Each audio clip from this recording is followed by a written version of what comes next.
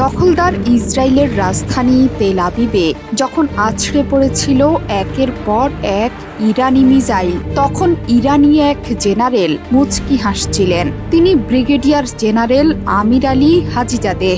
ইসরায়েলে ইরানের প্রায় ২০০ ক্ষেপণাস্ত্র হামলার নেপথ্যের মূল কারিগর এই কমান্ডার, ইরানের ব্যালিস্টিক মিসাইল প্রোগ্রামের প্রধান হাজিজাদেহ।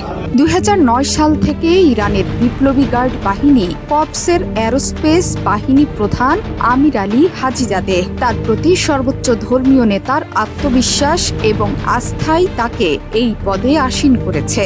এরপর থেকেই ইরানের আকাশ প্রতিরক্ষা সক্ষমতার শক্তি বৃদ্ধিতে অক্লান্ত পরিশ্রম করে চলেছেন আমির আলী হাজিজাদেহ। ফিলিস্তিনে ইসরায়েলি আগ্রাসন চলছে বছরের পর বছর ধরে। সকল বর্বরতার মূলে দেশের প্রধানমন্ত্রী বেনিয়ামিন নেতানিয়াহু। তাকে শিক্ষা দিতে কঠিন অভিযানের পরিকল্পনা করে আসছিলেন বহু আগে থেকেই। ২০১৬ সাল থেকে কাদির ক্ষেপণাস্ত্র পরীক্ষার সময় এই কমান্ডার বলেছিলেন, ২০০০ কিলোমিটার রেঞ্জের ক্ষেপণাস্ত্র নকশার মূল লক্ষ্যই হল নিরাপদ দূরত্বে থেকে আমাদের শত্রুদের লক্ষ্যবস্তুতে আঘাত করা।